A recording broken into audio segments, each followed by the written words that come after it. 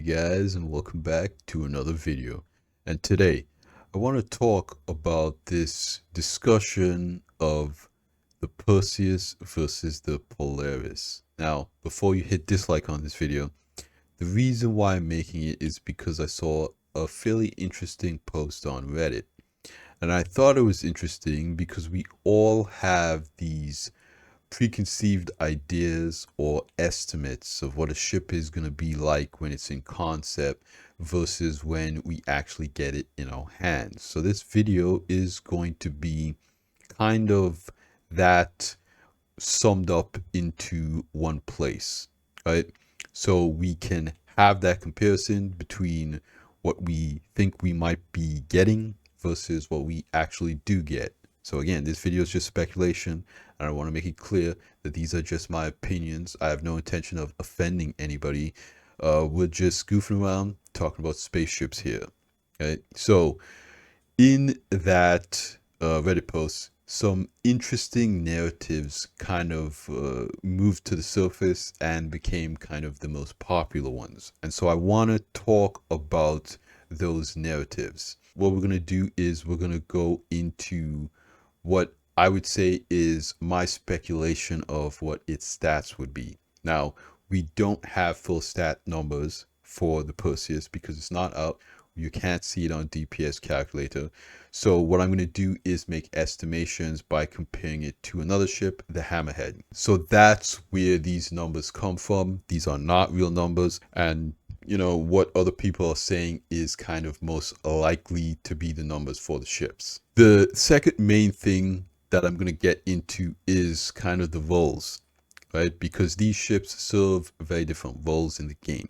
Many people's argument, again, in that post was that the Perseus is designed to go up against subcapitals, not capitals.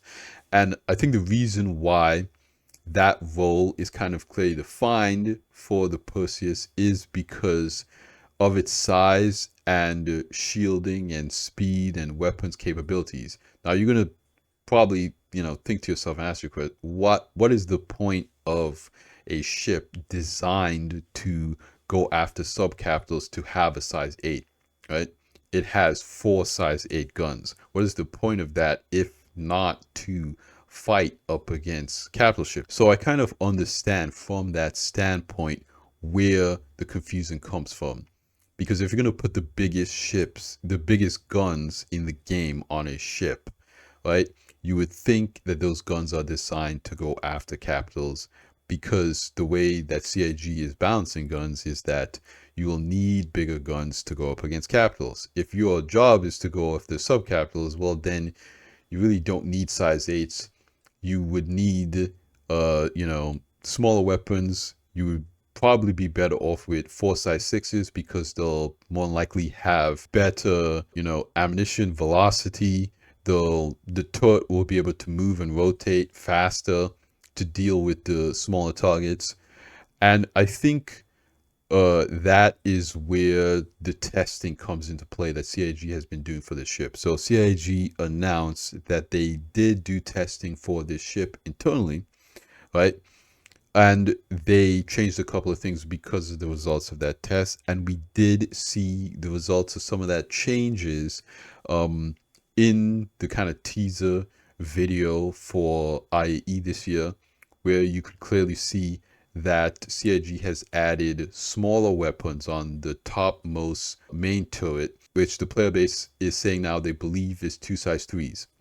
And kind of the reason why CIG would do that is to make the ship a little bit more viable for those close range combat scenarios, right? Because if you have a smaller target, and again, in this situation, I'm going to use something like the Redeemer, right, you're not going to be able to get hits on that smaller target as easily with this large main gun, because the velocities are going to be slower, the ranges are going to be further, right? But the velocities are potentially going to be slower, and your movement of the turret in general, maneuverability of the ship is going to be less.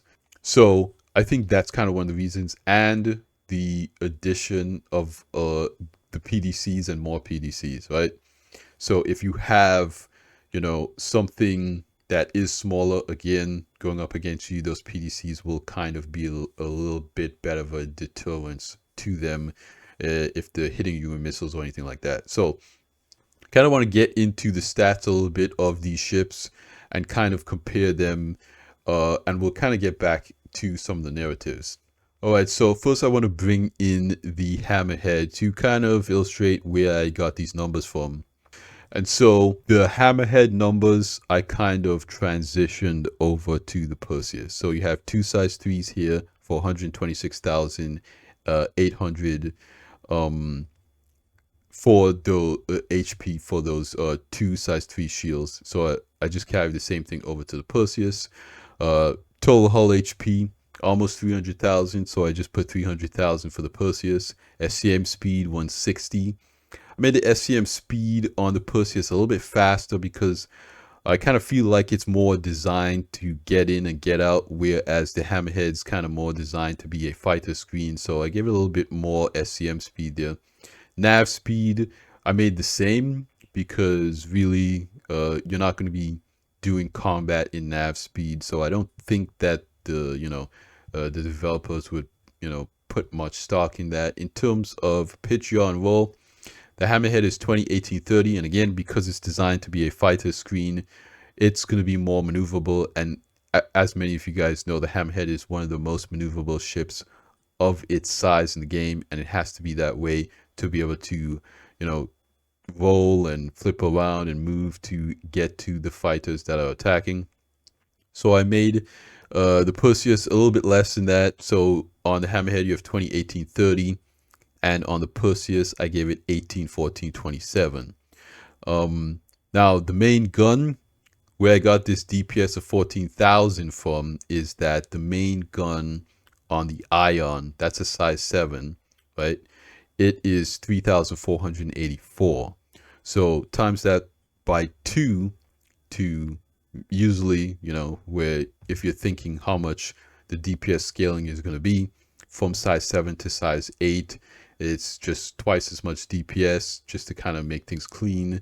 And then on the Ion, you have one size 7, and on the Perseus, you have two size 8s. So that's where I got this 14,000 from.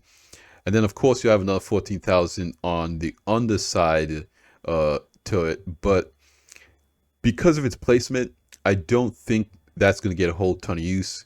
And to make things fair in this comparison, I'm going to do crew sizes of 2, right? So both ships only have 2 players on them, right? So let's get into Polaris and then we'll talk about that.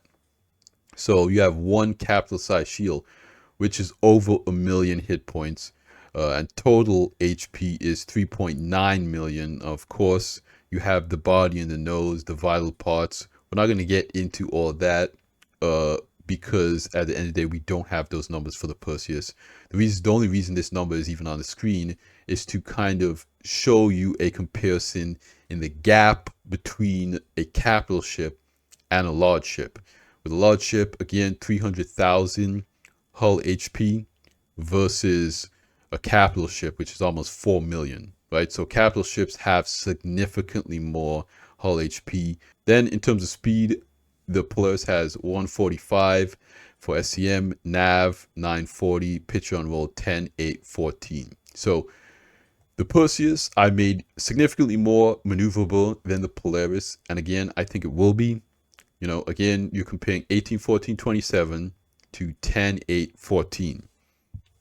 So not a huge gap.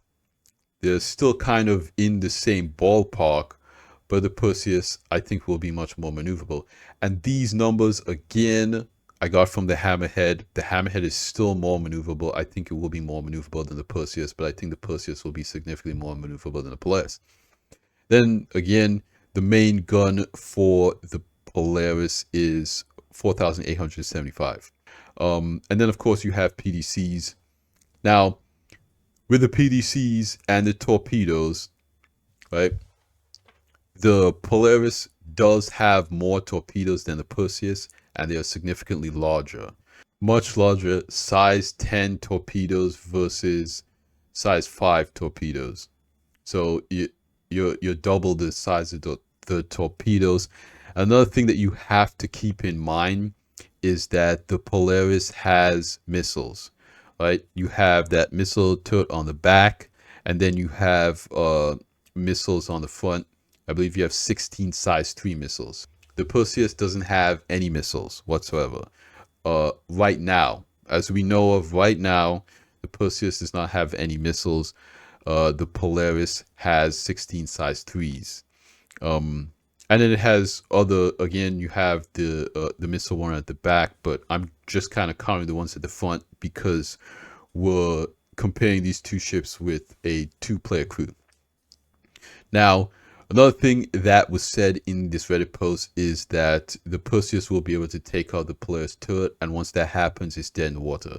Now, the way that these turrets are positioned, in my personal opinion, that would be pretty hard to do because the Polaris turret is on the bottom under its nose, so that'll be kind of more hidden, shielded.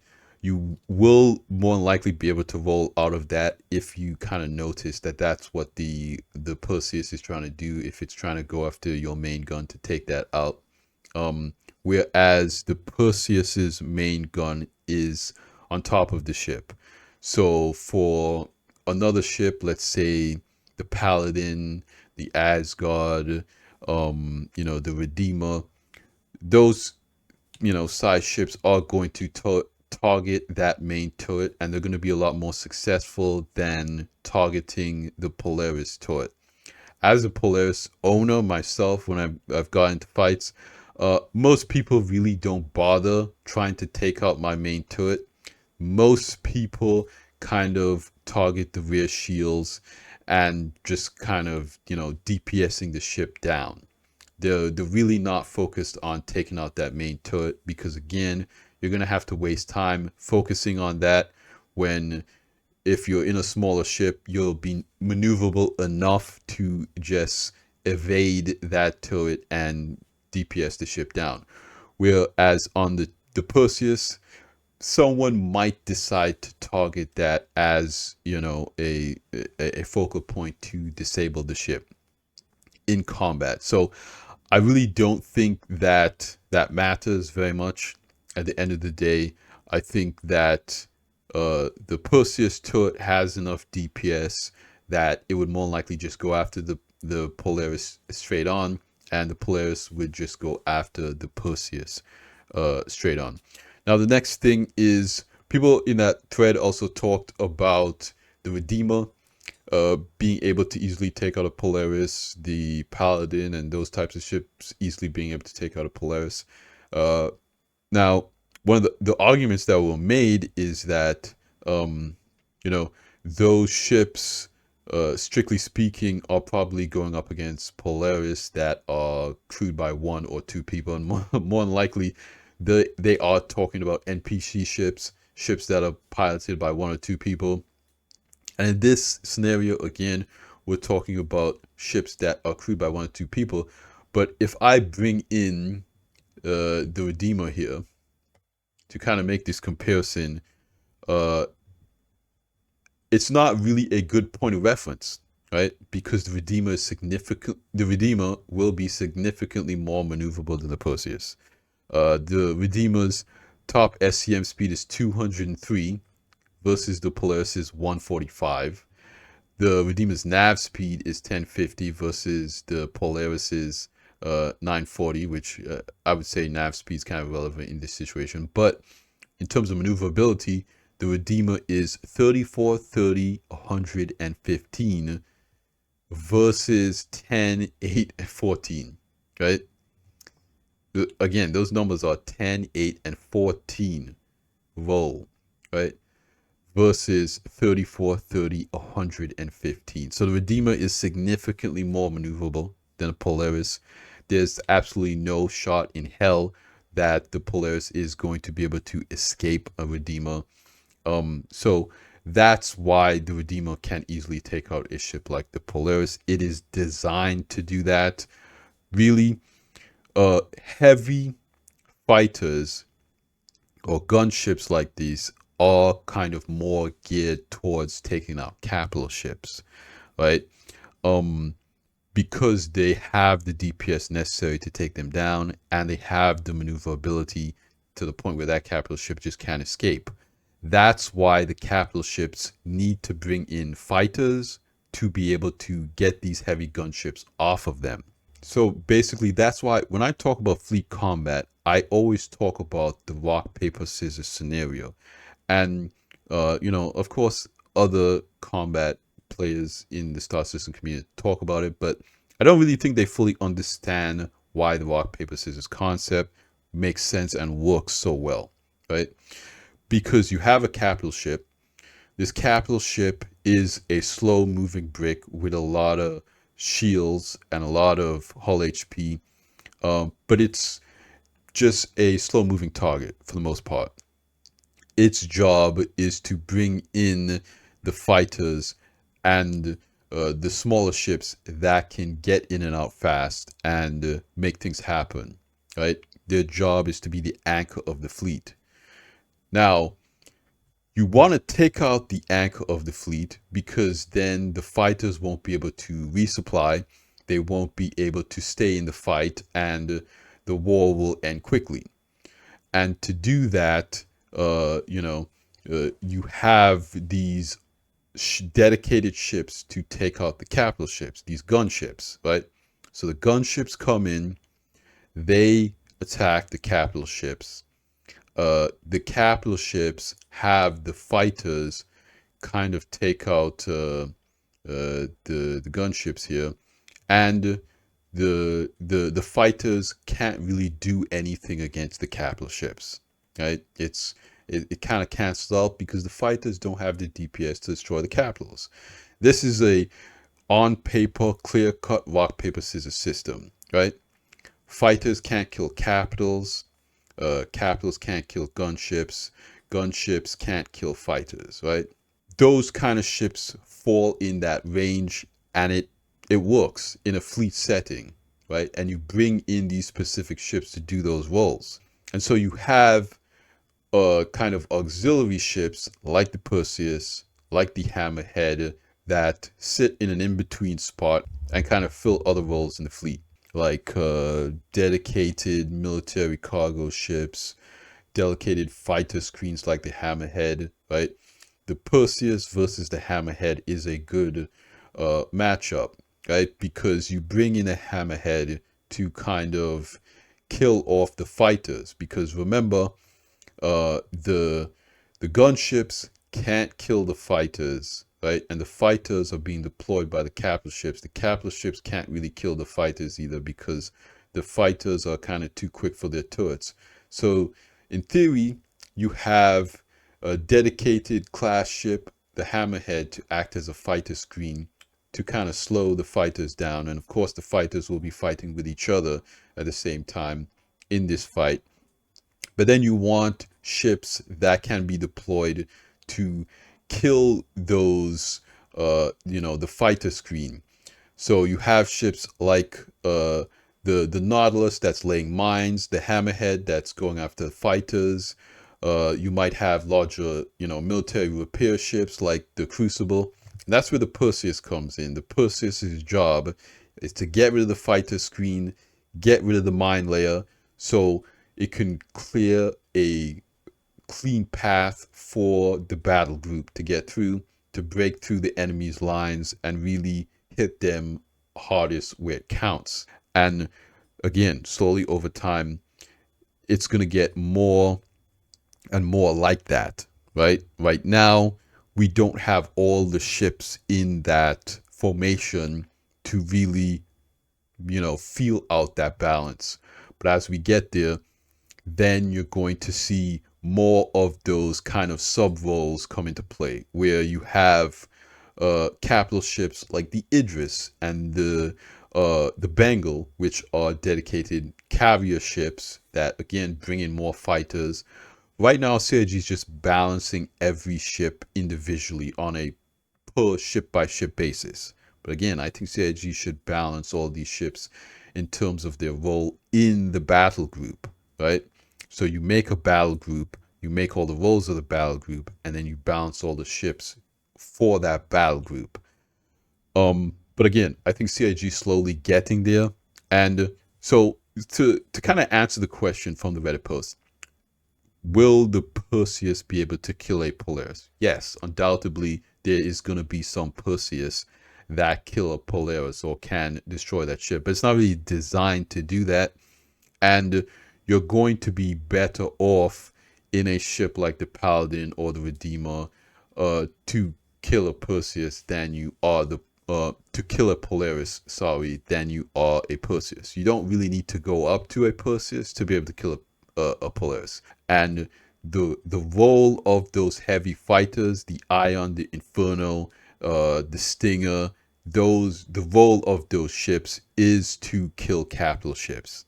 And the fighters' role is to come in and kill those heavy fighters, because the light fighters are going to be maneuverable enough and have enough DPS to kill the heavy fighters, and the heavy fighters are going to be way more maneuverable than the cap ships, and they're going to have the DPS to kill the cap ships. So again, you see that rock paper scissors system. Now, to close off this video, I want to reiterate, this is just my opinion. This is just the way I think it might be interesting. It could work. I want to hear what you guys think in the comments down below. It's a video game. We're having fun here. We want to give CIG the best advice and the best feedback based on our play styles, based on what we've experienced, based on what we would like. And we should all do that, right? But that's going to be it for me in this video, you guys. I want to thank you for hanging out with me again. This was kind of just a longer theory crafting video. But like I always say at the end of these videos, you guys, like the video if you liked it, subscribe if you want to see more videos like this, and I'll see you guys in the next one. Salute.